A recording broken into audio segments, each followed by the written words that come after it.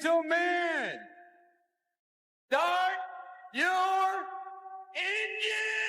engine! Drivers, start your engines! Gentlemen, start your engines. Remember when I told all my drivers, reach up there and pull those belts tight one more time? Drivers, start your engines! And gentlemen, start your engine! Okay. Everyone's muted. I'm the only unmuted one. Oh my You are god. doing great. Wow. We're back, Professional baby. podcasters. Okay, let's get into Oh, this. boy. Welcome back to the Green White Checkered Podcast. We're just going to mute Joe now. I'm Yeah, Joe, already you can stay over muted. it. Welcome back to the Green White Checkered Podcast. Thank you for joining us again on another Tuesday. We got a lot of good action to talk about this week, and I think the most important one that we need to talk about is Fallout, the TV show. Amazing. Absolutely. How are you feeling about it? Fantastic. Excuse Most important me. news. Most important news of the week. Yeah. That show. Great show. Fantastic. Yeah, nothing happened to Texas. Let's go to Dega. I'm ready. Yeah. Super There was a speed race in race. Texas. Let's move on. Move on. Joe, Talladega. what did you think about Texas? Nah, best racetrack ever. It should be every race. That's Chase my won. joke, He's Joe. best. Okay, and that's it for Oh, Joe. oh for my the week. God. Jeez. Oh, Joe's down below me now. It's weird. But I had to get it out of my system. yeah. As soon as he said best racetrack, I'm like, get him out of here. Like this is Yeah. I want to be clear, it's not the best racetrack. To be clear, I was joking. Track still sucks. yeah. It does. So obviously Chase Elliott wins. Joe is very happy that his driver is, proven that he is the number 3 at Hendrick Motorsports. You're in that number 3 spot. Here we go. This ruins my who gets to 20 wins first, Chase Elliott or William Byron. I mean, Chase only needs 1 now. Yeah. And William needs 7. I still think it's a possibility, but Just say it's not out of the question. odds, the odds are a little bit lower. I'd still bet it. I don't even know where to go here. So what do we think of the race? Like, actually think of it. There was a lot of stuff that happened, Joe, without saying it's a good racetrack. Listen. It was better than I thought it would be. I mean, Texas is a low bar to begin with. There was a lot of guys wrecking on their own. I know Jimmy, Denny, off the top of my head, obviously Kyle with his tire coming off. But it was a fine race. It wasn't the worst. It's not like the awful Texas races that we've had in the past. But it still was kind of bad. And obviously I like the end. But Zach, what's your take? I do not think it was a good race. I think it was an entertaining race. I don't think it was a good race. There's a lot of chaos and stuff like that. So if you're all for that kind of thing, I'm sure it was great. But I mean, as far as a racing product, it still sucked. I mean, the cars were single file when we had our long runs at the beginning. I mean, Kyle Larson had like a 6-second lead or something like that, and yeah, nobody could pass. Like every time I just saw a car spin out, I was like, God, I hate this fucking track because it's just ruined. Like anytime somebody would try to get to like the second lane, they would just lose it in 1 and 2 or 3 and 4. They've ruined it with the PJ1, and 3 and 4 has that giant bump in it that was sending guys. So I don't know. I think Texas still needs a reconfig. I did see people, how crazy NASCAR fans are. Like all the chaos people saw this, like, oh, Texas, this is great reconfig. It's great now. We don't need to change it. Yes, you do.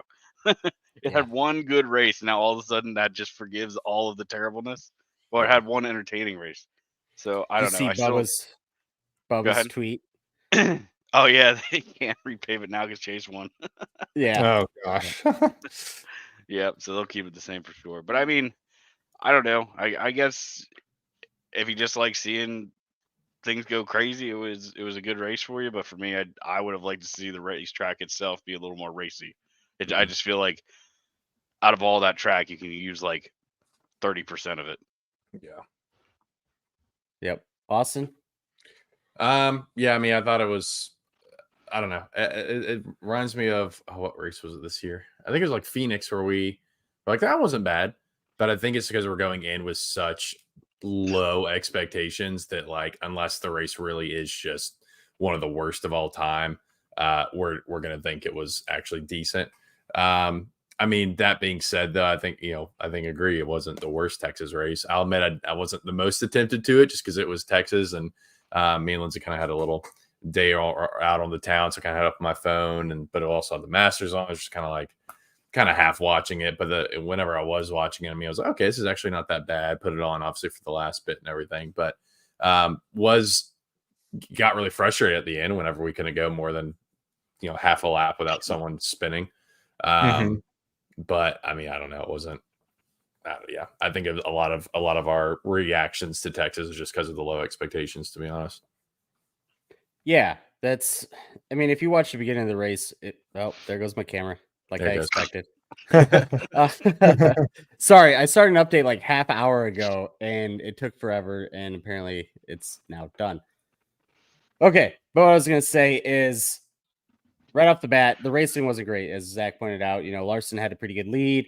Ty Gibbs was running him down, but then we had pit stops, and then after that, it was back to the same thing. Just single file, nothing really going on until Kyle Busch wrecks. No. Oh no, Jimmy Johnson. My bad. Jimmy Johnson. Jimmy Johnson. Rex just self spin out of 2, I think. But then the real interesting thing happens. Under caution, Kyle Larson, the leader, his tire falls off. Completely falls off. He gets a 2-lap penalty for it.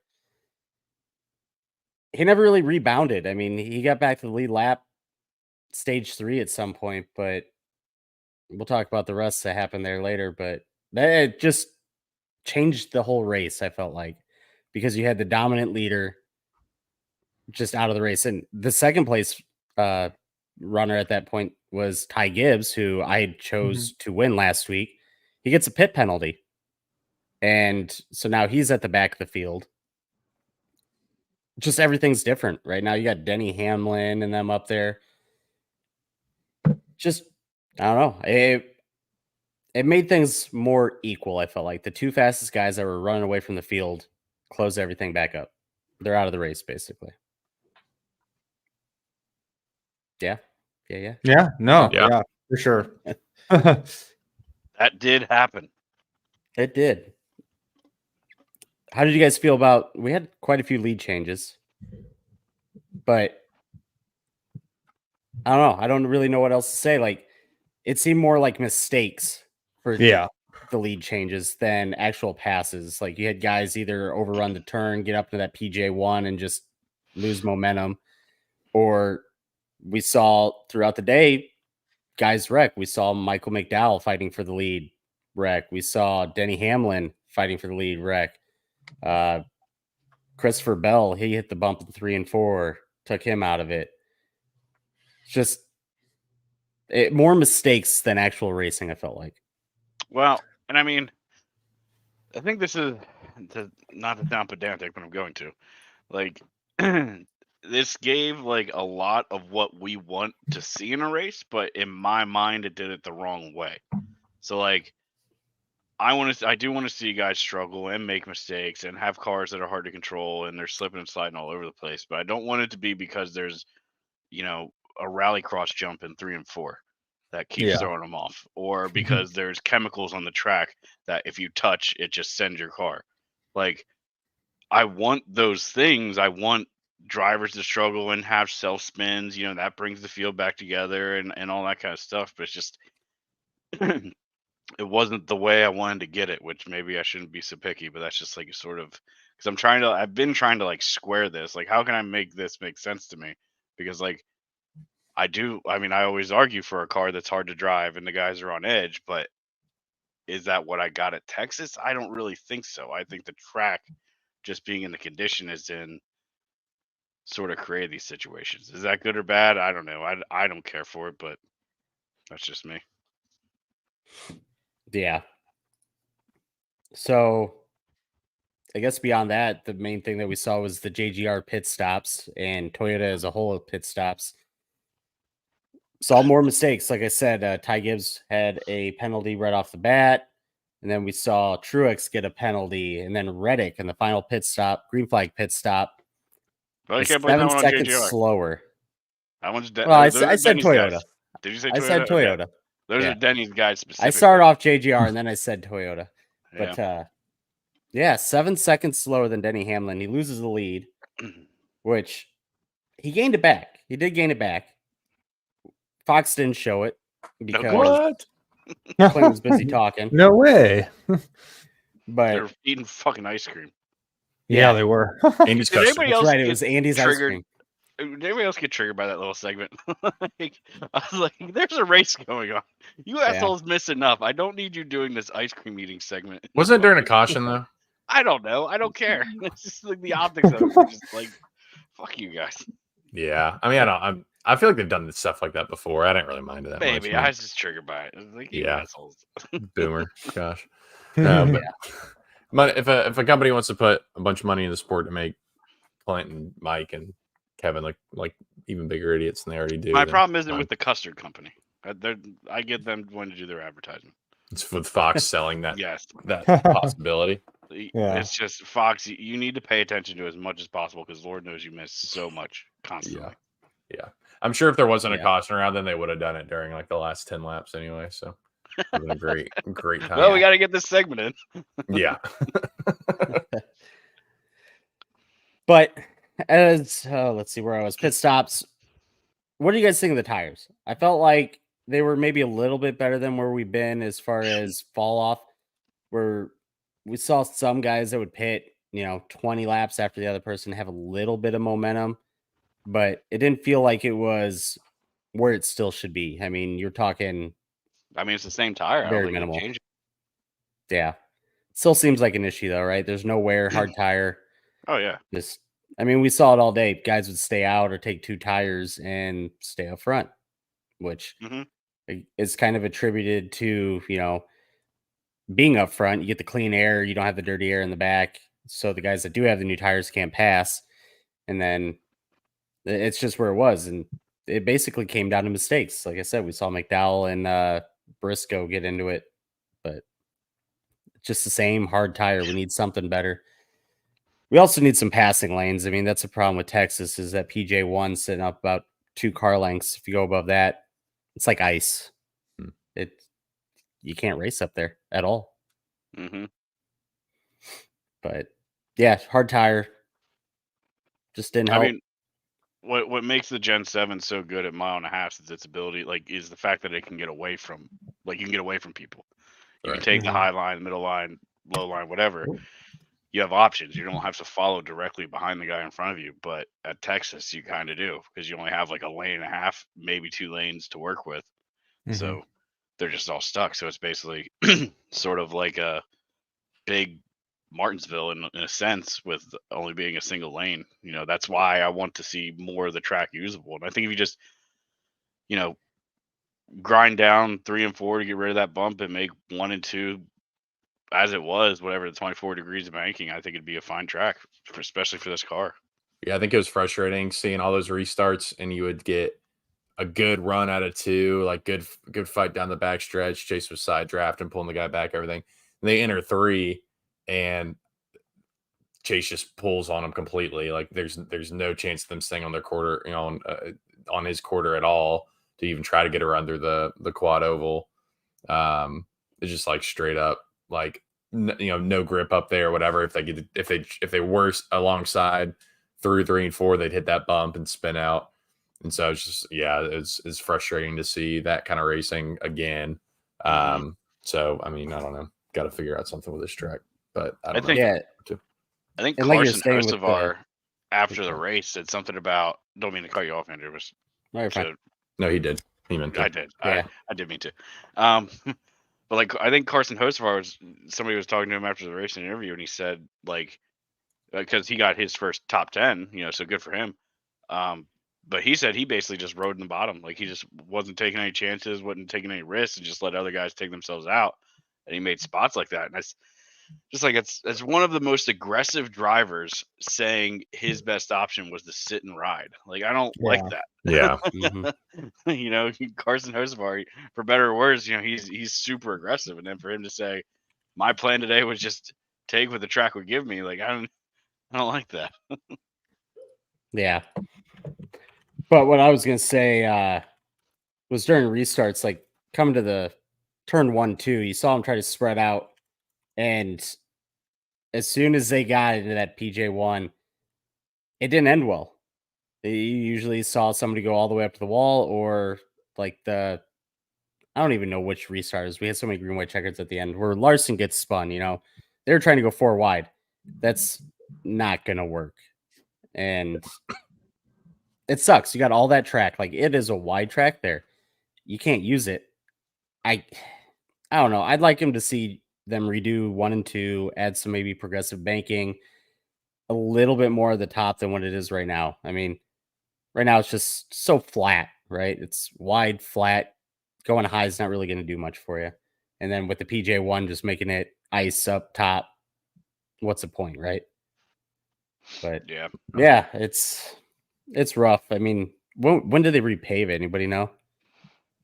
It wasn't Ooh, horribly off the top of my long head. enough. Was it in 2020? Late Was 2010s, that the wasn't it? first? I wonder if it was like 2019 or 2020, because that's when we were using the PJ1. I don't know. But I don't know. I just feel like that track, I don't know. It's so early for a repave, but it kind of needs it. Which they removed the scoring tower in turn 1, so who knows? Maybe they're getting ready to do something. I Or mean, maybe the place is just falling apart. that would be the only thing. That's like the only. Why would you take the scoring pylon down? I don't understand it unless you're going to do something that would require it. But even Yeah. still, if you were going to do something that would require it, why would you do it the week before the race? Yeah. Leave it up. Well, I mean, we saw during the truck race there was no lights in turn 3 and 4, so every time they went down there, it's just dark. It was like, what is going on? Who knows what Marcus Smith's up to? Does sound like him and Denny are not putting money in the track. I guess Denny was right after all. Yeah, he was. He got his final say on that. It wasn't a good showing for Marcus. I'll say that. Yeah. Yeah. 2017 was a reconfig/repave, so a little bit Brandon, longer. Thank you. Yep. Thank you, Brandon. Hope you had a good weekend at the track. Looked like He was you a had a man good on the time. ground. He was sending all kinds of cool pictures. Yeah, Yeah, he was. It was awesome. Really cool. But so let's get into it. So, like I said, Tyler Reddick had a long pit stop, and basically from there on out, it was all green flag pit stops. The top, I think it was about 15, had not pit yet, and John Hunter Nemechek decides he's just going to ruin this race for me and wreck. Nice. I was pretty hot in Discord. I was not happy that he did this because all the guys that I bet on were the ones that already pit, pretty much ending most of my bets. But John Hunter Nemechek spins. Obviously, the top guys pit, regain, a lot of positions there. I think everybody pit at that point, but it just set up for the end of the race to be a shit show, and that's kind of what we got. We had then Ricky Stenhouse spin with 17 to go, which, okay, 17 to go. We got plenty of laps to race, except NASCAR decides, nah, we're just going to stay under caution for 9 whole laps for a single car spin. He didn't hit anything. Like, what are we doing? 9 laps. So then we go to green with 8 to go. I'll tell you what we're doing. We're running laps out so Chase Elliott can get a win. That's yeah. what we're doing. 100%. 8 laps to go. We get the green flag. This is when Larson spins going into turn 1. So instantly another caution. 8 laps to go. Single car wreck. Easy, right? No, green, white, checkered. What are we doing? Like, as Zach said, it's like we're just trying to run the laps down, get this race over with the guy that we want to win. Weird. I wonder if that was almost a way. I mean, how many cautions had we had in the lap? Like, how, before the green, white, checkers, how many spins we had in the past? Like, I guess 20 green flag laps at that point. Like, was it excessive? The excessiveness not starting to the green, white, checkers? I can't really remember. So it wasn't really excessive. I mean, it was every, I don't know, 30, 40 laps, it felt like. We had a couple green flag pit stops. It was around, I think, 45 to go when John Hunter spun out. So, I mean, you got 20 laps of green flag run.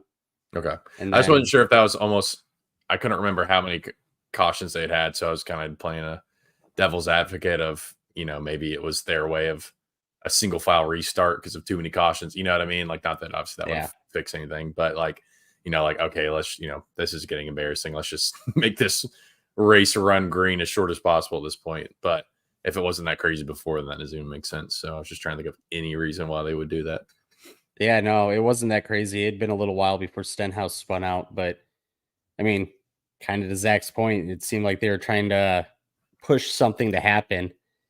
And honestly, if you run down the laps too, everybody's going to run harder because they have that fewer laps to get, positions. Mhm.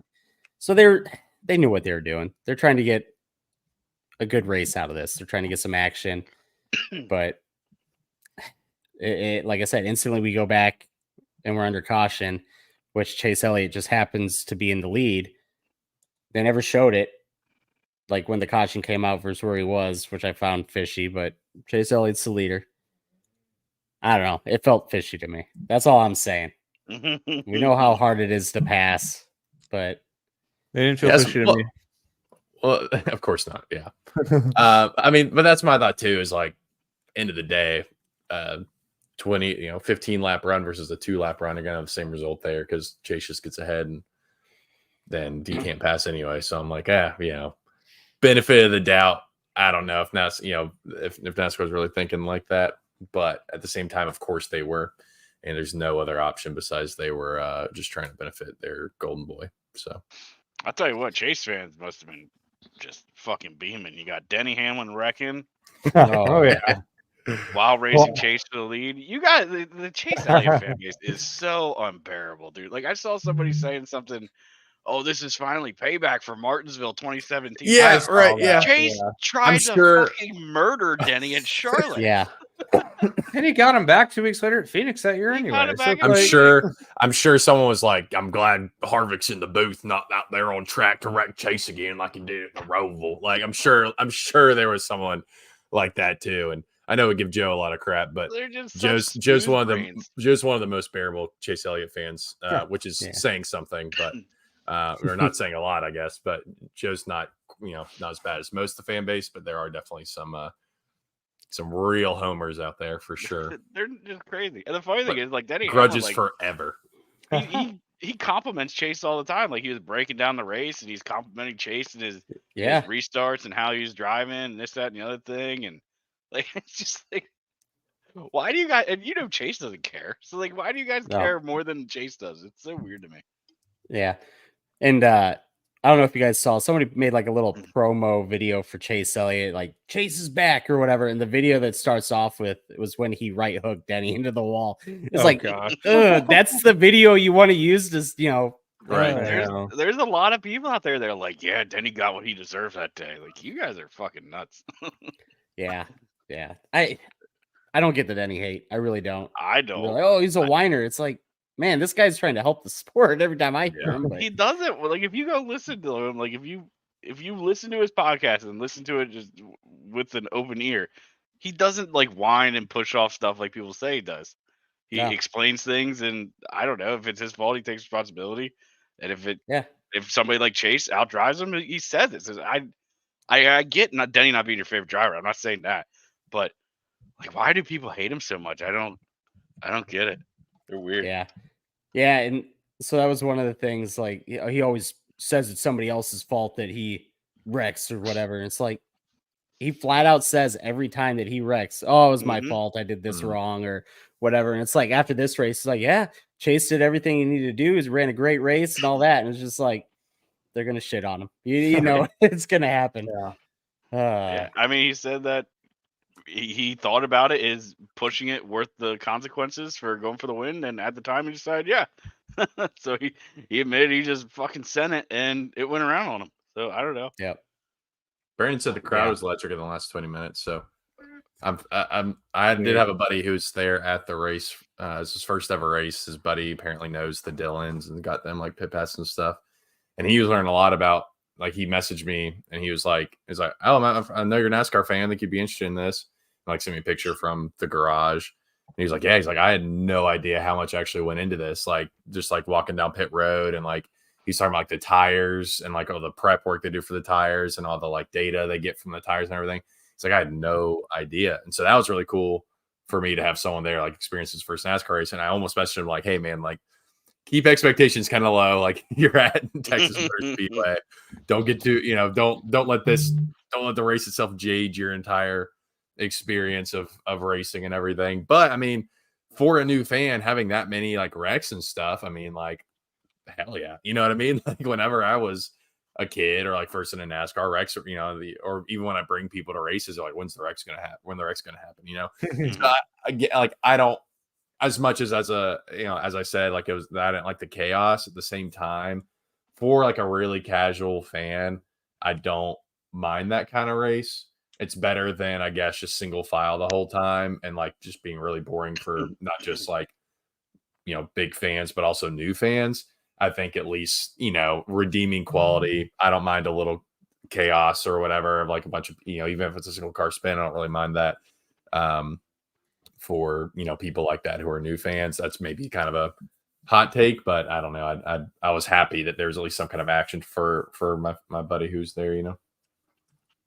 Yeah, it was a chaotic race. I mean, it helped when it was, I guess, the leaders wrecking, right, or the big names at the same time. Like it just made it a whole different feel. I guess you're like, oh, this guy's going to be a contender. Oh no, he's in the wall. Or, right. Kyle Larson's going to get back up here. He's back on lead. Oh, Kyle Larson's spinning around. It's just best driver in the world.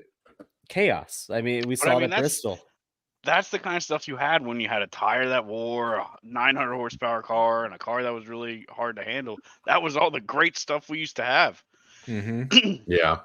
So it was like, that's what I mean. Like, it was like we got a taste of what used to make NASCAR so exciting to watch at Texas, albeit in ways that I would say aren't the right ways, like I said, but it's right. Like it was like a sampling of that. I kind of had that. Especially good. I was just gonna finish up with that, especially with you saying about your low expectations of Texas, which is super fair, and then add that to the shitty last couple of weeks we've had leading up to Texas, right? With Martinsville and Richmond and all that stuff. So I think that certainly helped. Yeah. I think that like I kind of had this thought while watching, just seeing the guys spin out on their own and everything. Just we've asked for a car that's hard to drive, and then people complain that like, well, this car's not savable, and then you have the argument of like, well, that still makes you have to drive on the edge, like, and really not past that point. Like, yeah, we wish the car was savable, whatever. You kind of have that argument, and I think one thing that we could maybe we've slipped into, or like some fans at least have slipped into, is this idea that we need to replicate exactly what it was like with the Gen 4 and the Gen 3 and everything. Like make it the exact same, hard to drive but savable, high horsepower, or high horsepower, low downforce to make it drive exactly. I'm not saying that any of these things are necessarily wrong, but I don't think that's the right way to look at it. I mean, the sport needs to evolve. It needs to change as technology and everything changes. So yeah, do I like that the cars are not necessarily savable, and that's why we see so many like single car spins like that? No. But do I like it that there is still that element that I feel like we never really had with the Gen 6? Like, I feel like maybe we did, and I'm just misremembering, but I feel like we didn't see that many just straight up people losing the car with the Gen 6, especially with a high downforce package when they're just glued to the track. Am I remembering that wrong, or I think you are. You think so? I think so. Yeah. I don't feel like I remember seeing that many with the Gen 6 though. There's two different eras, and what's really seared I meant like the mind, later era. I mean like that's what I'm talking about. The later seared era into everybody's mind is the 550 high downforce, and I think that's what I mean. I think that's why the you Gen didn't see 6 gets anything such a shitty name. Right. That's what I meant with like high downforce, low horsepower, like Gen 6. Like I should have clarified, but I feel like we never saw that once they moved that kind of package, because they're just glued to the track. And then pushing off the right, like the cars aren't really getting loose, more fighting tight than anything. I don't know. I think that, so again, like I'm not saying it's perfect, but I'm saying I think that if our goal is to be okay, let's make it exactly like it was in the 90s and early 2000s. Like I think that's kind of a wrong mindset. I don't know. That could be a hot take. I don't know, but that's just kind of a revelation, if you will, I had while watching on Sunday. So my sort of counter to that would be, and I don't think we need to make a Gen 4. Like, I mean, we always just go back to look at the Xfinity car, which I Right. guess technically is a is a COT. But you don't necessarily have to do that. It's just you need to create a stock car, and what does a stock car do? And that's something we'd have to define and figure out. And to me, it's a car that lets you hang it out on exit. It lets you drive it off the right rear Right. and get loose and drive over the limit. The problem with the Gen 7s, it seems like you can get close to that edge, but once you cross it, like you're just gone. Yeah. Whereas old cars, even the Xfinity car, you're able to hang it out and drive it off that right rear. And sometimes going over the limit of grip is even faster. I mean, there's been player races where you see a guy chasing somebody down. He's actually got the tail hanging out and he's still reeling them in. And that's just awesome to see, and even if that makes the car, quote, easier or more forgiving to drive, like it looks more dramatic, right? Right. Like, I mean, you look at like a GT3 car doing a road course, right? Like they're going fast and they're hard to drive, I'm sure, but they just look so stuck. So they're just they're playing on the ground. But then you look at one of our cars, especially the Gen 6 or an Xfinity car doing a road course, and they're bopping all around, they're rolling around the corner, they're sliding, they're locking up. It's just a dramatic showing. Yeah. So I don't know. To me, that's sort of what a stock car is, and that's like what NASCAR's identity is. Even if it's not, super up to date and on the technical cutting edge, like I don't think that's what NASCAR has to be, because then Right. once you're that, like you're kind of just like everything else then. Like, Yeah. having 5 lugs, that made us unique. Having an H pattern shifter, that was unique to NASCAR. So it was like NASCAR is almost like a time capsule. Like everything else was sort of moving on. Like, I mean, I think you can get even little tiny open wheel weekend racers now are sequential shifts, and even Right. Mazda Miatas are sequential shifts. Like everything is.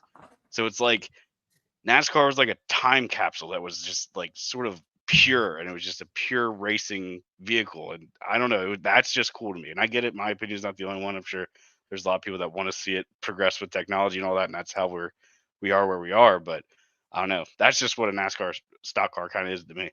Yeah, I mean, it goes back to I mean, I know you say this a lot, Zach, but it's the idea of like stock car. It's like we need like people want it to be a true stock car again. But if that was true, we'd have traction control, we'd have freaking lane assist, like we would have like so much more in these cars. Autopilot. Yeah, right, exactly. Yeah. So I don't know. I think tire pressure gauges, like all this stuff is in modern cars. So I think that like to your point, I think that like almost fully getting rid of trying to stick with the term stock, like to your point, like making it a stock race car, like in its own colloquial, I don't know, colloquial is the right word, but you know what I mean? Like its own term stock car, like not in the term of like a stock car, but you know what I mean? Like make it its own thing. That's what it always was to me. Like there was always a difference. Like a stock car to me never meant production car. Never. Right. And it stopped being that. I feel like in like even Gen 3 started getting away from that. Gen 1, Gen 2 pretty much like, pull it off the lot, make some modification. Gen 2, I think, is like the Lumina's in that, wasn't it? Yeah. And then Gen 3 started getting a little bit more like your Aero 90s car. Yeah. I think early 90s that's Gen 2, I believe. Nah, so I think it's earlier than that. Off a quick Google, I'm seeing like the Superbird and those sort of cars. Right. Yeah. Even like that too. Yeah, I guess even according to Google. Yeah. I feel like even with those big wings, I mean, obviously, I guess you're making modifications, but I still feel like even then you're, it's still kind of I guess a stock car that you're making modifications. So like looking at pictures of these, I mean, everything's like, looks like something you see on the road, just with the horsepower painted on the on the hood, and then numbers on it and the name and a few sponsors. And then once you get to Gen 3, I mean, it starts to kind of get away from that a little bit. And then definitely with Gen 4, I feel like it's really whenever we're like, all right, this is not something you took off the lot. This is now a race car specifically. And so just, I think even further moving away from that. I mean, I don't know if the time capsule point I necessarily agree with, like, because I don't know, like you said, sequential shifting and stuff. Like, I mean, I think, Gen 6, Gen 5, Gen 6, I think they were even, still stick, but I think they're still making a decent amount of stick shift cars. And now it's like, I mean, it's a time capsule, yeah, but I guess it's still moving forward in time. Like, you know what I mean? If that makes sense. Like, it's still a time capsule that we just now got to sequential shifters, like in 2022 or 21, whenever the Gen 7 came 22. out, but 22, yeah. But I again, to your point, I think that we should almost need to completely get rid of the idea of trying to stay anywhere near stock, apart from having, a Ford Mustang and a Chevy Camaro be the models on them and everything. I think everything else, like you're saying, I would like to see be more of designed to be a race car in the NASCAR style that's doing those things you're talking about. So I agree. I think I agree with you there. Yeah, because I mean, I think that's how you get the best product is you design the car to do the task it's supposed to do. Look at sprint cars, look at late models, all those short circle track stuff, dirt track, asphalt late models, all that stuff. They're all designed to do the task, and they do a very good job at it. So I think it's just like a production Camry, I've said it before, is not designed to do what we do. Yeah. So, maybe not yours. not sure is. Sure is. All right. So we kind of went off the rails there. Anyway, what were we talking about? I don't know. So we're talking about the green, white checkers and all that, and so we'll get to the last one. Wow, it's so cool when they showed our podcast on the broadcast. I know, really, it's awesome. Really neat. Yeah. So Chase Elliott, final green, white checkered. They're talking right before the green. He's low on gas. This is the final one. Blah blah blah. I got scared when I heard that, dude. I was praying for another caution, like so hard. I was like, please, baby, let it happen. No, but no, it doesn't happen. Chase gets out to a pretty good lead, which then on the white flag lap out of turn 2, we have the Byron Ross Chastain incident. Love it, Zach. I'm gonna go to you on this. What did you think of that incident? I thought it was awesome. I've said it before. I don't have a problem with the way Ross drives. What I have a problem with is everybody saying how shitty he drives, and nobody does anything about it. Nobody, like you all know how he drives at this point. Driving the same. And William Byron fucking did it. Could William lifted and hit the brakes and missed him? Probably. Like, I mean, I did see the onboard replay, and it does look like Ross came down more. Yeah. Oh yeah. So it's like William could have cut him a break there, but he doesn't. He just, you can hear his in car. He puts the foot to the floor. Like there was Ross got Rossed. Yeah, he got Ross. That was awesome. That's what I've said since Ross was racing aggressive. And it's like, if you want to have a problem with it, have a problem with it, but race him the way he races you. Don't let him make you look like a bitch and then complain about it. So that was awesome. I was surprised it came from Byron of all people, but I'm glad Byron's starting to do that stuff. He needs to. I wish Byron wasn't a Hendrick driver because I want to root for him, but I just can't root for the evil empire. Like, I like Byron. I want him to do well, but at the same time, no. Penske evil empire. Come on. Hendrick. Penske. No, it's Hendrick nowadays. It's Hendrick. Yeah. Yeah, I got to say that 24 car's got, a little spot in my heart just because Gordon fan growing up. So I kind of got to like Byron a little, but I'm not going to go as far as saying I'm a fan. I'm a Reddick fan, plain and simple. But no, I agree. I think Ross got Ross. He lost the momentum. He tried to come down the track a little bit and tried to hope that Byron slowed up for him, and he didn't. He just ran him over.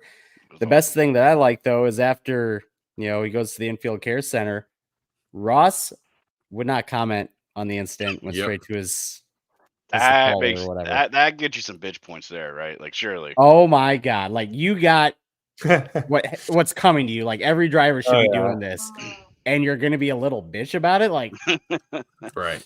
Oh man, I don't know. Like, I wish I was going to Talladega this weekend with media just so I could like walk around Ross the whole time and just like constantly, hey Ross, you ready yet? You want to talk about it? No. How about now? How about now? Just Small podcast host gets kicked out of Talladega Super Speedway for harassing Ross Chastain. After having Well, a just wait till watermelon shoved on Kansas. his head. Yeah. Hey, that's a public awareness model. Any publicity is good publicity. So you have my Yep. blessing, Andrew. True. True. All right. Any last thoughts for the Cup race? Burn Texas. Go Chase. The whole state. Just kidding. Also, well, I don't know if we've talked about it, but I always see it on Twitter every week, and I guess I don't know if it's Fox only, but we agree we hate the immediate interview after, but like the camera guy just ruins all the good shots. Like, Yeah. there was the good one to Chase, like on top of his car, like hands up, and then there's a Fox camera guy just like right in front of the shot, and like, can we wait 10 seconds and let them like have their moment, please? Nope. Yeah.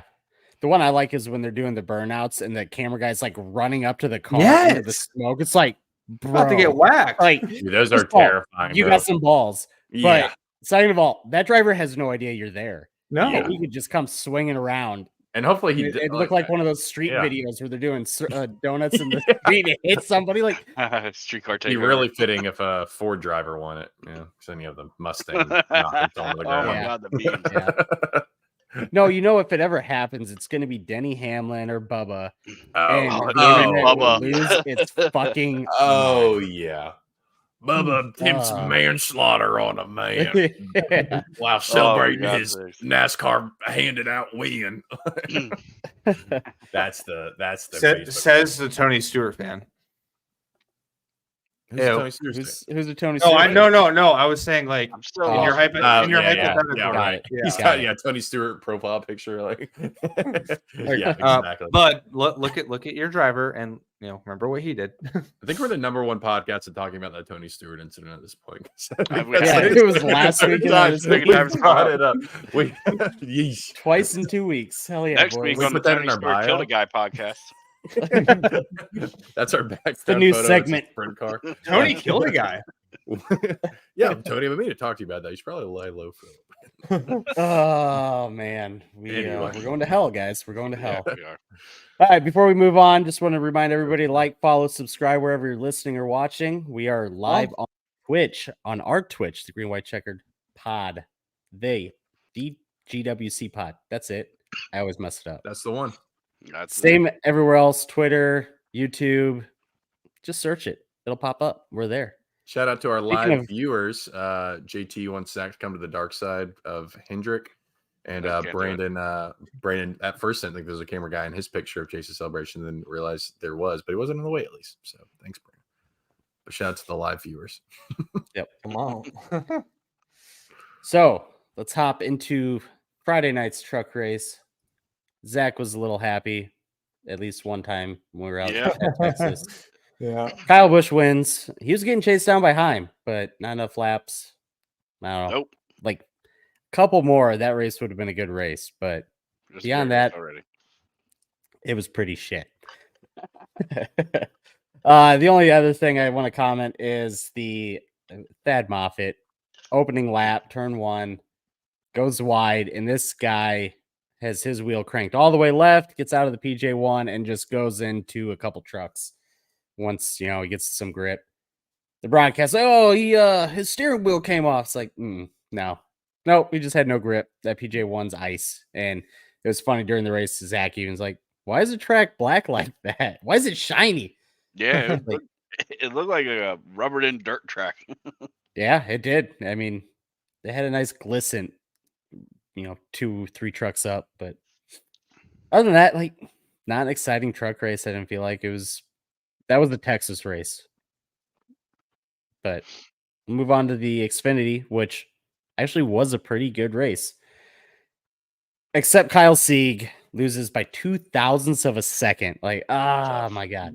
That's Brutal. Those closing laps, I'm Yeah. just, come on, Kyle. He's run so many races, has not won a race. His shot was here. I'm wrecking Sam Mayer at that point. People. Ugh. Yeah, I'm putting him in the wall. Like out of turn 4, once I see he's out there, Sam's going in the wall. It's my first win. Like, I'll feel sorry holding that trophy, counting my paycheck in the championship. But I don't know. Great race for Sieg. Can't be mad with second, but a win's a whole lot better. True. The only other thing on that one, the booth was actually pretty good. Ross Chastain in the booth. Like, Ross should just retire from racing right now and go to the booth. He was awesome. He actually really worked well with Joey Logano. I was like, this is weird. Like, Yeah. I don't want to like it, but this is actually pretty good. Like, No, you could, leaps like, and pull bounds out of the better than what car. we get on Sunday. That you wouldn't like in the car. That's totally fine. Yeah. Different context. Like I never Yeah. liked Junior in the car, but I love him now that he's out of the car. He's great. So I get it. You can do that. I don't think Joey's Yeah. bad in the booth. I think he does okay. No, that is, And they were kind of work- ribbing on each other too, so that was kind of funny. yeah. Yeah, it was good chemistry, which just doesn't seem like we have it in, especially the Cup with Harvick and freaking Clint Boyer. And then we got, I don't Mr. know. I No think Harvick Excitement. and Clint sometimes work because they sort of joke. I think Clint's or not Clint. I think Harvick's really trying to drive that, but like they kind of joke Yeah. back and forth. Yeah. That's okay sometimes, but the Yeah, Cup is so Harvick fun. does some cheap digs every once in a while on Clint. It's pretty funny.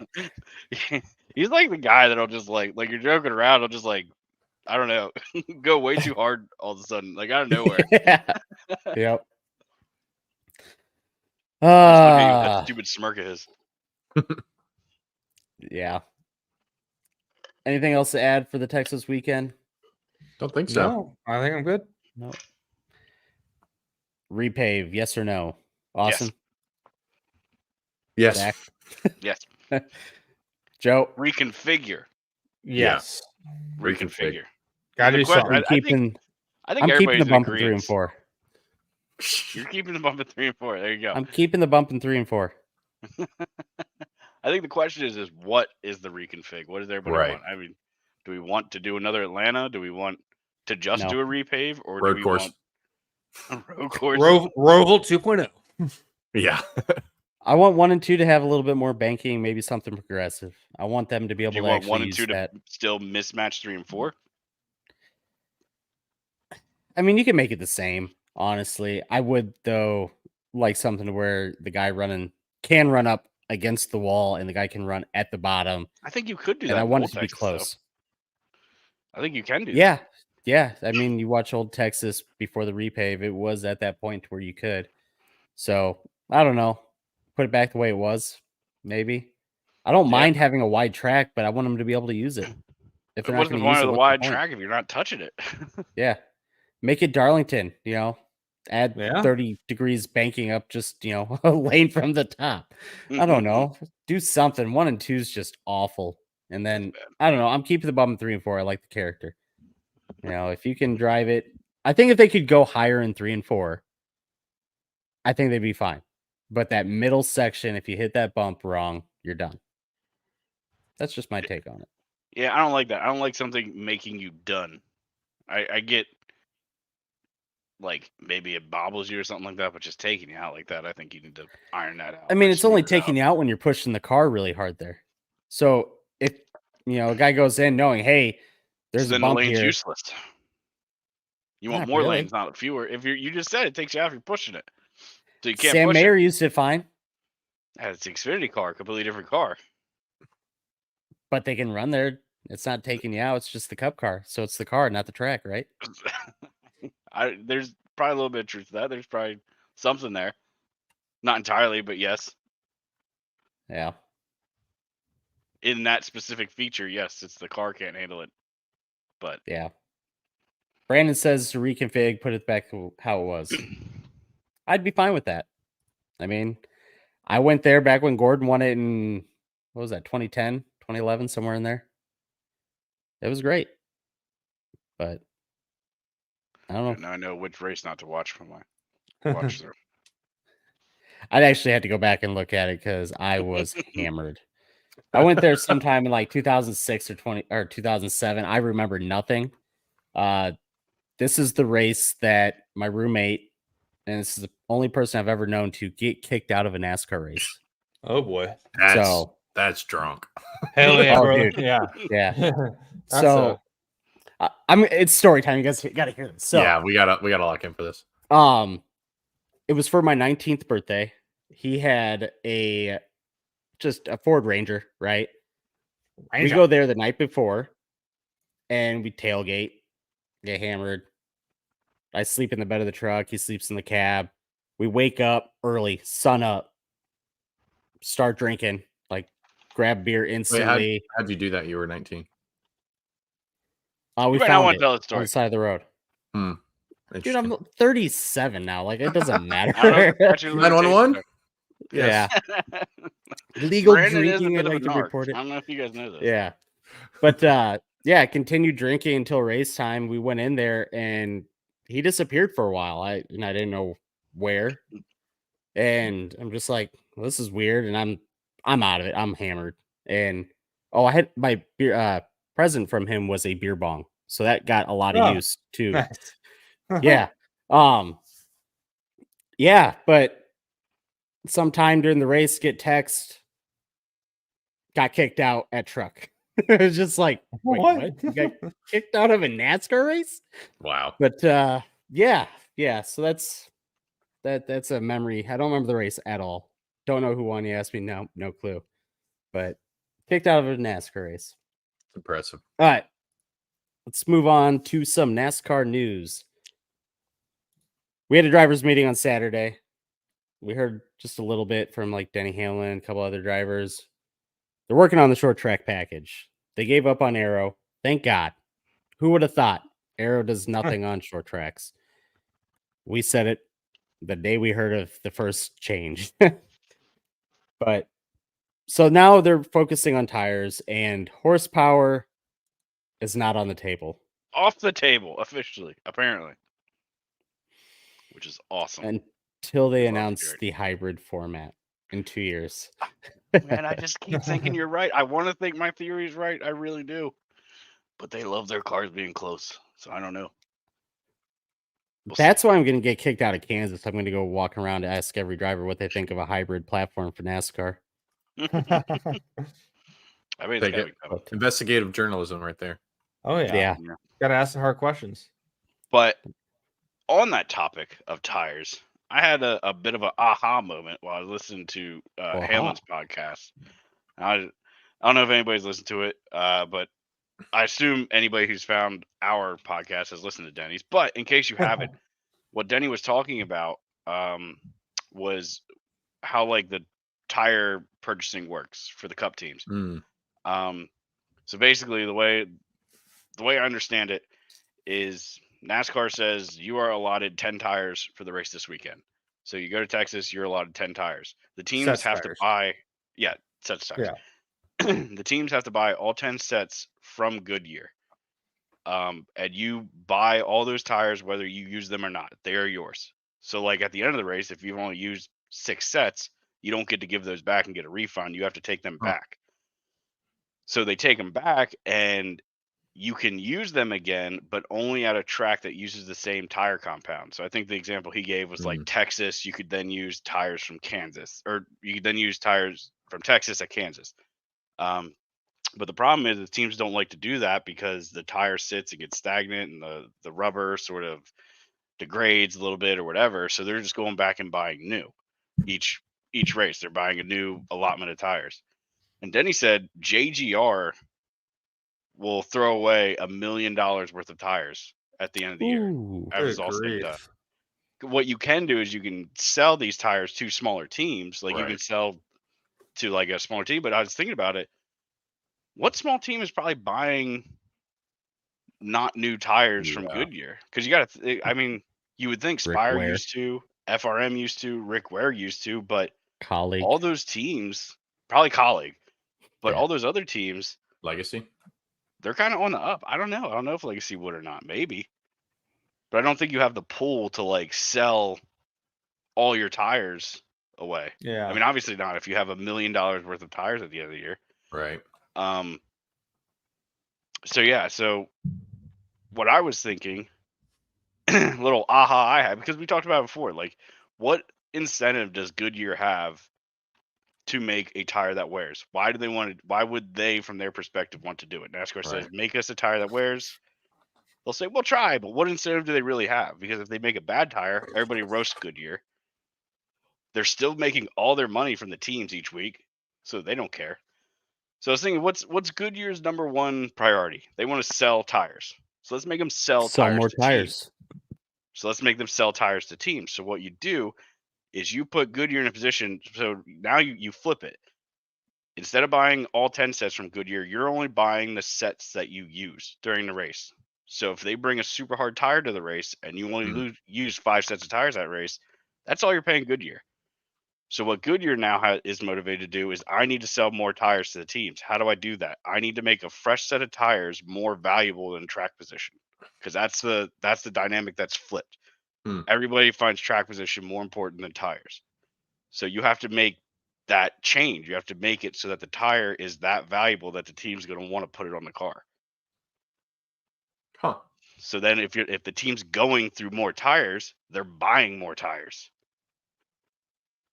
I like that idea. I agree. However, counterpoint. Now my brain's drawing a blank. So what my counterpoint even was? It was something really good though, and it was going to completely destroy your entire argument. Oh, this is it. How much does that de-incentivize Goodyear to be in the sport if NASCAR changes that though? Fuck them. Go to Hoosier. Okay. Yeah. I mean, so if Goodyear's saying, and maybe you only do this, you give them a chance to make this tire that you want them to make now and see where it goes. Maybe they can make the tire and be great. But if they can't, then I think this is how you motivate them. Okay, we're only paying you per tire, per sets of tires that we actually use. Yeah. Make your tires wear so that they're valuable enough that the teams are actually going to put them on. Because the team shouldn't be eating that cost. Right. I mean, yeah. They're going to buy spare tires, right?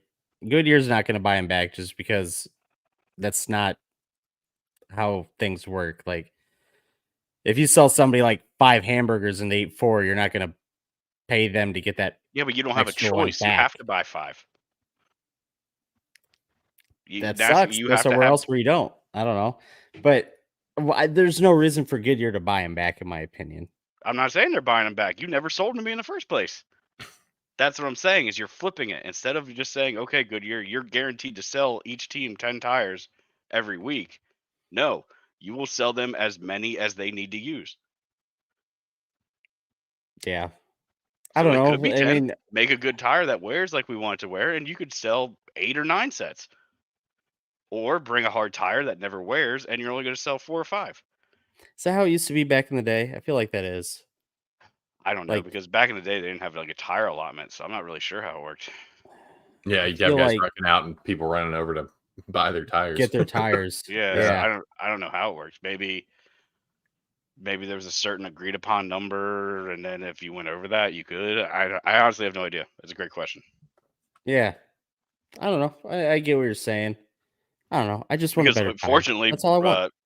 Fortunately, Indy 2008, there was no tire allotment, I don't believe, because they went through all the tires that were there at the track. They almost had to dip into the Pocono set.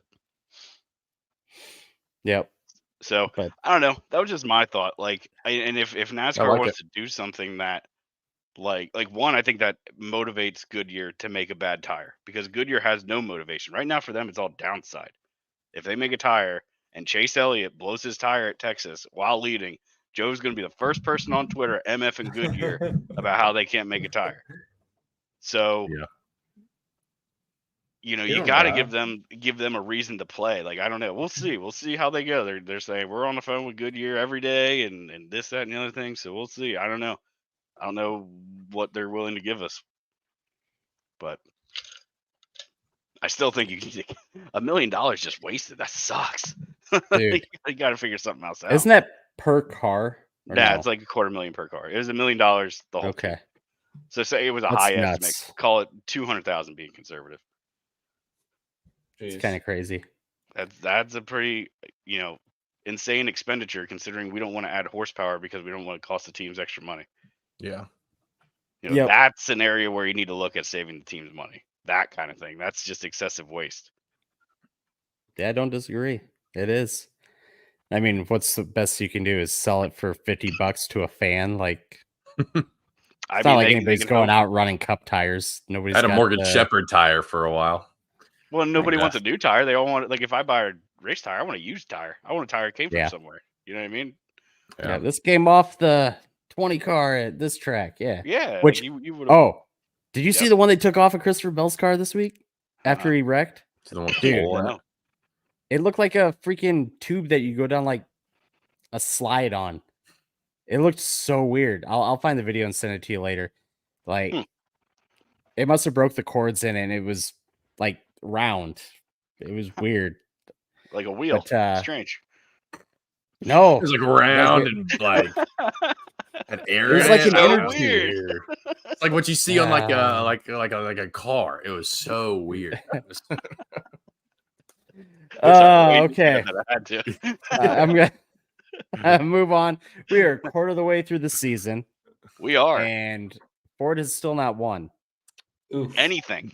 that's Brad tough. finished second this week. We had Close. what's his name? Ryan Blaney finished second at Atlanta. Ain't Well, They first haven't though. even won in the lower series. That's Kyle wild. Sieg lost by 2,000 was second. Only counts in horseshoes, hand grenades, and nuclear warfare. Yeah, Wouldn't that be something? The only Ford win would be Kyle Sieg. Kyle Sieg. Yeah, Gosh. not even a Ford team technically. That's his own team. No. Yeah. So Buys his cars from HendrickCars.com.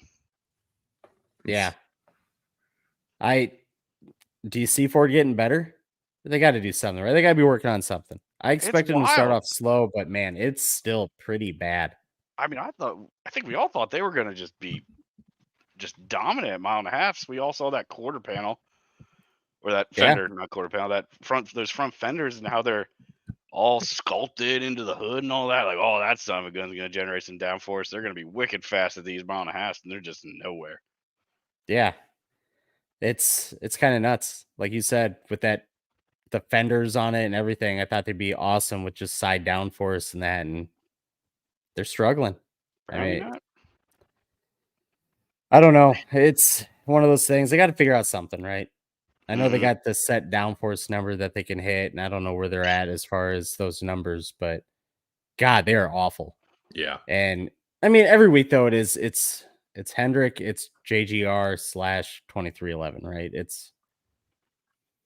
I don't know. The good teams have hit, and the other teams have not, and then Ford is just struggling.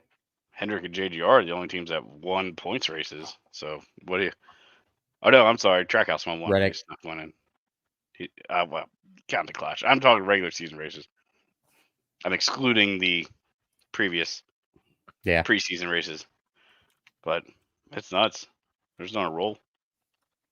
Yeah, like I said, top teams are just doing what they do, just destroying. And but quarter of the way through the season, like you said, at what point do you start thinking about the playoffs and where we're at? Are you worried about it yet? If you're a driver who's outside looking in, or halfway is my halfway is your I looked at the gotta regular pay season. attention.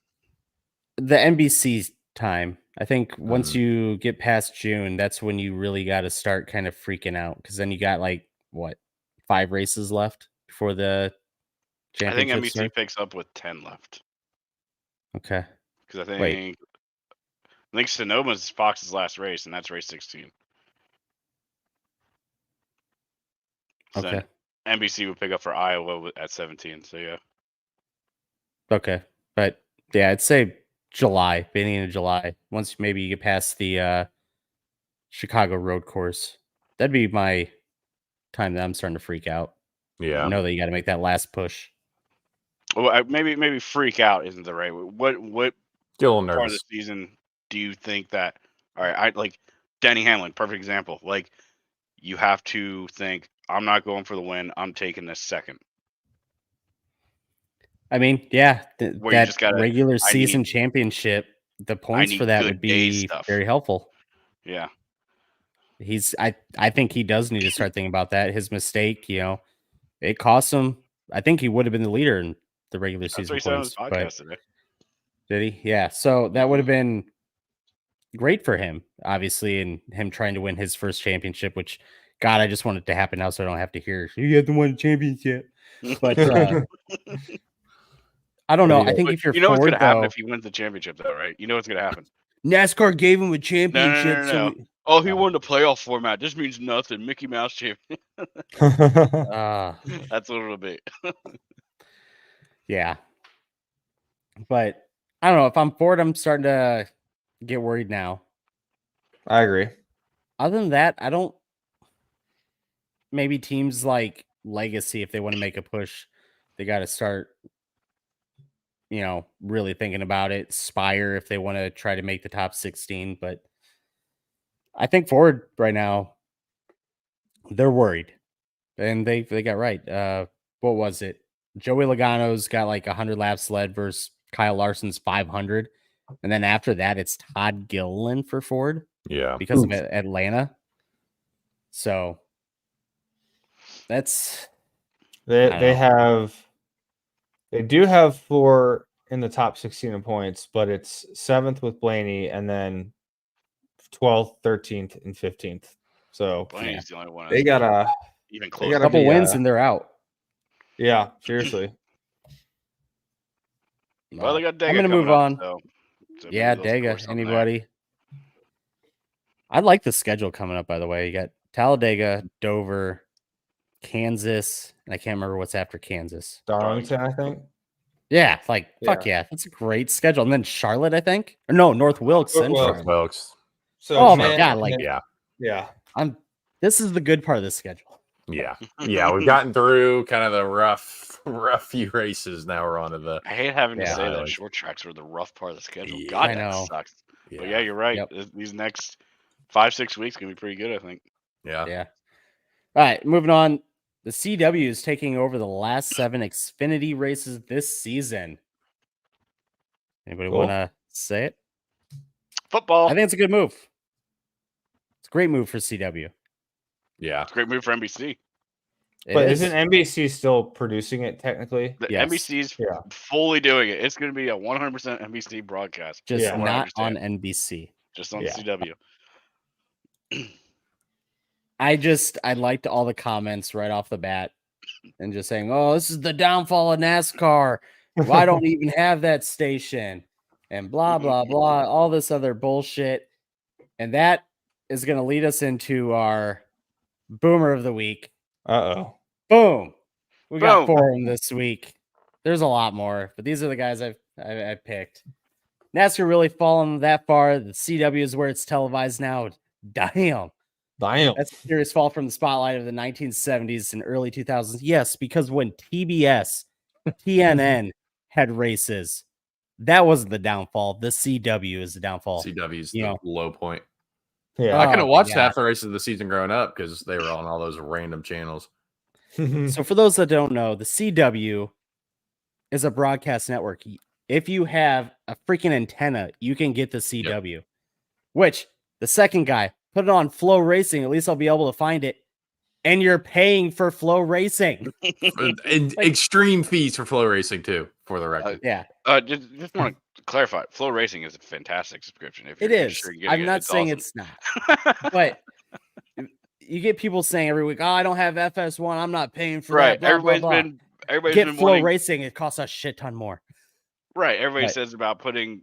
Oh, we want these races on main channels. Here you go. The Xfinity Series, which is probably more often than not on your FS1s and cable networks, is now coming to a full broadcast network, like full time. That's crazy.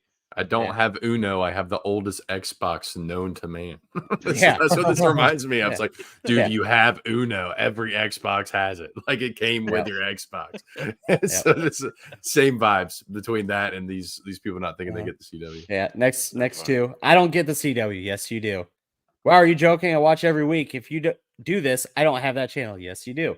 I mean, that's all it was all week. Just people, I don't have it. Yes, you do. Just put a little effort into it.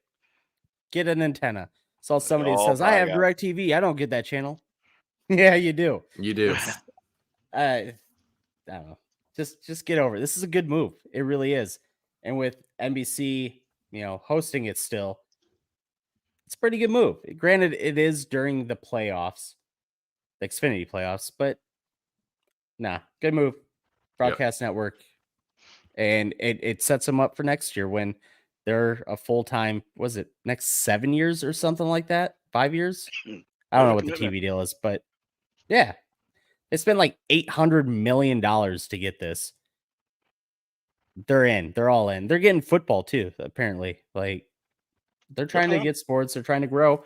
Good for the CW. Good for the sport. Good for the fans, in my opinion. So I'm all for it. And last on the news is this absolute idiot that has called Raja out on Facebook that he was not standing properly for the national anthem. And just says he's not patriotic and stuff like that. I'm fat. I don't put my hand across my chest. I'm patriotic. I love this country. Raja is an awesome kid. He was doing nothing, right? He's standing properly. He's at ease. He's not kneeling. He's not doing anything. But he gets called out for it. And everyone's just shitting on him. There's so many people just being absolutely shitty towards Raja. I don't want these people in my sport. Get the fuck out of here. Get out of here. Finding anything we're to be mad at him for. Yeah. Like, fuck that. Like, I'm so mad about it. Like, I am. I love Raja. It's a good kid. And this random ass guy has just caused a shitstorm for no goddamn reason. Yep. Stupid. But yeah. I Haters stand gonna with hate. Raja. But we better, if you're standing with him, you better put your hand over your heart, though. So otherwise, you well, hate I this will fucking purposely thing. not now. I'm protesting. No, I'm not. But like I said, I'm just fat. Let's move on to the kill count. Kyle Busch, he's getting one added. You know what's really annoying? No. I mean, I wasn't sure about that one, and because I never saw a good replay of it. And then NASCAR Social puts a good replay where you can actually see, oh yeah, Kyle did send him. Like, why do we not get that on the broadcast? It's so annoying. Yeah. Well, it's like the Byron Chastain one. That in-car showed so much, like, I don't think we made saw it one of different the for me. Priest Blaney one either. No, we didn't. That one bothered me too, because all they really showed was like the tail end of it. Like, Blaney was already sideways going, and they're like, I think Priest was behind him. They're too busy up there eating ice cream. They're not paying attention to what's going on. Not paying They're eating attention. custard. Which, speaking of that, Priest is getting one because he absolutely sent Blaney. Yeah, he did. Ty Dillon's getting one. And should I take William Byron off? No, it's got to be fair. You gotta give him one. You got to give him one. Okay. It's one we approve. And of. Willie B gets one. It's one. Yeah, we approve it. Yep. All right, let's Survivor pool. Oh boy, We're not prepared for this one. no, we're not. That's all right. Do it on the fly. Do it live. Let's see. So what did we do? Oh, I won again. Ooh. I'm on a cold streak. I was so close. I was never rooting against Kyle Busch more than I was this weekend. Just because if Joe finished last and I won, I would have been within a point of him. Oh, dude, Austin is so close to winning this. No. I don't, dude. I cannot catch a single break. Austin had Ross. Uh-huh. Zach had Byron. Yep. Whoops. I called it in. Zach Yeah, Zach you gets did. 4 points. It's like, Austin gets yeah, one. go ahead. On the hit. You have a shot. 66. Yeah. So Austin, who's your first pick this week? Well, hold on. We didn't go through the whole. Did you go through it? I wasn't paying attention. I was too busy laughing. I mean, Easy, nice you cream. said who else? Yeah. Well, Kyle Busch was Joe's so- pick. So yeah, I won with Byron. Finished 9th. Yeah. Andrew was second with Right. Bubba, who got 7th, and then Joe third with KB, who did get that. Like, just how did you get 9th? And then Drake with Chastain, who got Joe. Chastain. Yep. Love it. Okay. Got him. So who you going with, Drake? I hate to curse my guy, but I think I'm going Corey LaJoy. Mm. Corey LaJoy. Super Speedway, always a good pick. Who's up next, Mhm. Joseph? Give me Reki. Decent pick. It's fair. Put money on Reki now. Cool. I'm going with Joey Logano. Joseph Logano. And who you got? God damn it, Zach? Andrew. There. I don't know. Should I pick a Ford? I feel like it's be a good layup week. Let's see. I don't even know who I don't have picked. Cody Ware. Yeah. Who's the guy? Oh my god, I'm drawing a blank on his name. On the Beard Motorsports. Nah, Todd Gilliland. That's it. I'm gonna take Todd Gilliland. Yeah. I actually thought about taking him. I was like, I thought about it too. Not do Logano and take Todd. I bet it's top 10 every time, but it's not good odds right now. We'll do a little bit of layup. Talladega is the time to do it. Yeah. Yep. So we have. You want to do betting first or OnlyFans first? We don't have an OnlyFans. Well, so I guess we're doing betting. Yep. I haven't looked at the odds lately, but I did post in our Discord earlier today that Michael McDowell plus 4,000. Michael McDowell's a good super speedway race. He's got a Daytona 500 win. He's still 4,000. Yep. LaJoy, Mr. 5,000. Corey LaJoy, 5,000. Yep. Great. I threw 50 cents on those. Just a little. They still pay out like $20 or $30 or something. I may end up throwing some more on. Who knows? I feel like this is obviously my first time betting at Dega. I don't think I bet at any of those super speedways. I don't know if we were able to yet, but it seems to me that betting for these kind of races is either the best or the worst because you can pick a guy like McDowell or LaJoy who has really good odds and like get decent payouts if you pick the right guy. But it also sucks. It feels like a lot of these prop bets just do not have good odds. Like Ford, I'm like, surely they have good decent payout for picking Fords. They haven't won anything, but it's plus 170 and Toyota's plus 230. All these driver prop lines, all of them are negative unless you're doing like Noah Gragson to beat Ty Gibbs or McDowell to beat Ricky or Corey to beat Austin Dillon. Those are the only ones that have anything positive for any of those matchup picks. I don't know. Like you're not doing head-to-heads here. You're not doing head-to-heads. Nothing's good there, but I feel like you have some decent, obviously if you pick the right guy from way back in the pack, might get some good live bet odds, live odds too during the race. Who knows? But hopefully get lucky. Guy makes it through a crash late or something like that. Your things you will want to look for, and they're not up right now, would be like the top Toyota driver or top Ford driver. You can get lucky with there, get some good odds. The group winners, I haven't really looked at them. I usually avoid them at play tracks. Yeah. But I will tell you, the money maker, if you want to just take a moonshot here, you can parlay the top 10s. So, and this happened a couple years ago during, I think it was Daytona, when the rainstorm hit and took out all the fast cars. Somebody bet like $2 and won like $500,000 because they had like Cody Ware and whoever the other, four of the just guys that are going to be in the very back. They had them parlayed together and it freaking hit because the rainstorm. That's crazy. I mean, that's not going to happen.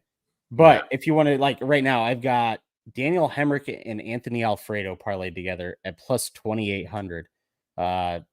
You can do stupid shit. Like, honestly, I'm liking Justin Haley, and then you can do it with something like, let's go Michael McDowell, plus 837. It's possible. But, even if you want to do a couple of the other like higher up guys, let's do 3. Plus 544 for, the guys that are around plus 100. So I don't know. You can make good money there, but it is a more long shot at the same time. Right. For sure. You're hoping for that big wreck and maybe 2. Or just other than that, with not great odds to run well, like a Corey, or if you throw a Corey and McDowell in a top 10, not the worst. Mm-hmm. Yeah, you just got to look up like the guys that have historically been good at play tracks, and I usually go for guys that have teammates that are also fast. Like Yeah. Todd's fast, McDowell's fast, so I like Right. both those guys. Where, I'm looking at it like John Hunter. He's not the greatest play track racer, but his teammate is, right? Right. And he's usually one of the better pushers. You always hear it from drivers like, Eric Jones pushing me really well, and he had a fast car. So it's possible. Is it going to hit? Who knows? It's freaking Talladega. This is one of those weeks where either if you don't want to lose money, just skip a week. Go to Dover. True. Bet Denny Hamlin at Dover. But this is the shit show. Good luck, right? It's be careful. Don't bet the house like I did with Ty Gibbs, who was the fastest fucking car and had a penalty. But yeah, Cool. that's betting. Love it. All right. Yep. I'm Dega excited for week, Dega. baby. Yeah. Yep. Love me some super speedway. If you have iRacing, the old Lotus is at Talladega, apparently. I kind of want to try it. That looks fun. Anything else to add, guys? Or are we gonna wrap this bitch up? I think we're good. Good. Chase is back. That's all I got. Hell yeah. No. Woo. Does he get another win? Let's say in the next 10 races, Joe. Does he I get think another so. win? I knew this win was coming for a little bit. You could tell Chase Yeah. was running very good. I think he gets a road course. He's got his swagger back. He'll get a couple. All right, Joe. Okay. Hand check. Hand check, Joe. And check. He's not doing it. Oh, He's God. not doing it. No, it's terrifying. Oh, no. Oh, there's one. Okay. There's one. Oh. Are you lefty he's or got righty? pink eye now. Looks like all righty, I guess. Good to know. All right. Huh? On that note, I'm out. See you guys next week. Bye. Love you.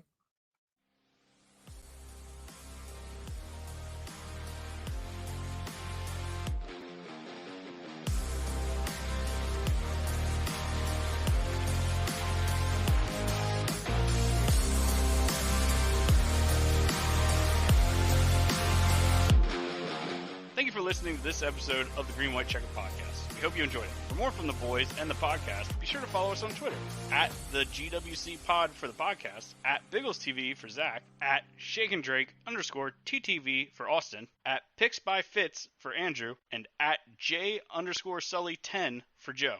Head over to thegwcpod.com to submit a question for our OnlyFans segment. Thanks again for listening, and we hope to catch you again next episode.